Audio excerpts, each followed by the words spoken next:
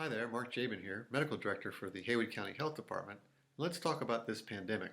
Time for our weekly update, and in today's video, a clear trend, the impact of exponential spread, and where do we go from here. This is being recorded on Sunday evening, so please share this with someone that you care about.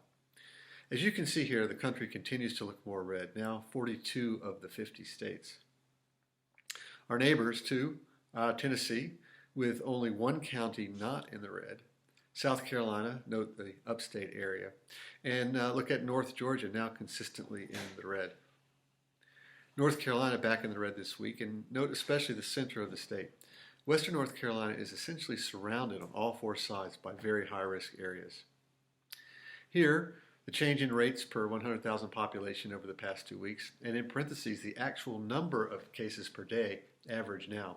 And in Western North Carolina, note 4 counties now in the red. There were 2 last week. Swain and Madison remain in the red, now joined by Macon and Haywood. And by the way, Macon and Madison with the 2 highest rates in the state this week. Graham, interestingly, now with the lowest rate in the state. And think about where they were just a couple weeks ago. Transylvania up a bit and still in the yellow. And Jackson has settled back down out of the red into the orange for now. Clay, Buncombe, Henderson all up and remain in the orange. If we compare the curves of cases in the United States, North Carolina, and Haywood County, you can see they track similarly, except in the U.S. and North Carolina, the current increase started from a higher level than baseline, so is already going higher than before. In Haywood County, we were treated to near baseline, which is good, as we would have been even higher right now had we not. These are based on numbers as of Friday when the total cases was 979, and as of today our total cases on the state site are 1,001. So both graphs will continue their steep upward rise. It certainly looks like the exponential curve we saw briefly in the summer. Looking back since mid-September when we were around 600 cases, it took 27 days to add another 100 cases.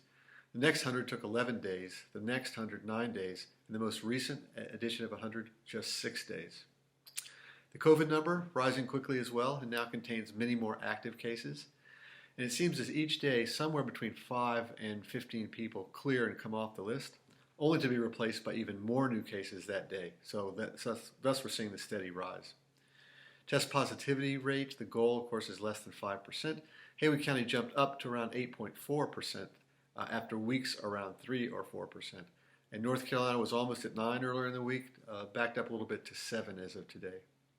There have been a total of 40 deaths related to COVID in Haywood County, an additional 4 over the past 2 weeks.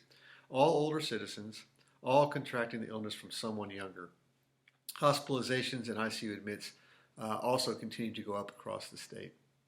And in Haywood County, there are now 3 outbreaks in long-term care facilities, again, each introduced from outside by people who, it turns out, were pre-symptomatic but could not have known it.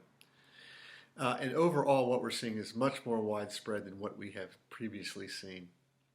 Exponential growth means we have reached a point where critical resources are compromised, either because we've outstripped them or because so many essential people are affected that these services can't be maintained. Now, right now in the region, none of the hospitals are facing being overwhelmed, unlike what you have seen in other parts of the country. But we are seeing some public services like EMS and local government affected, and certainly contact tracing through the health department is being stretched. So our goal right now has to be to contain the infections where they are in order to slow the spread. Better yet, act now to protect those around you and yourself against any exposure. Good hand hygiene, appropriate distancing, face coverings. And please, if you get symptoms, isolate until you get your test results. And if you get tested because you think you may have had a close contact, quarantine until you get those results. This is how we'll stop the spread where it is. Turnaround time for testing remains around 3 to 4 days. And if you receive a notice that your test is positive, please take it upon yourself to continue isolation. Tell those who you are in close contact with you're positive so they can quarantine. The health department will get in touch with you, but right now it's just going to take longer. The rise in cases we see right now is not inevitable. If we renew energy and focus and keep at it, we can begin to see the curve level and flatten in as little as the next 2 to 3 weeks. We saw that happen this summer, and we can see it again now. The path forward starts with a safer Thanksgiving.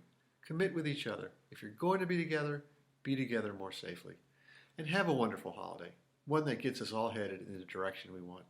Be well and be careful, especially right now.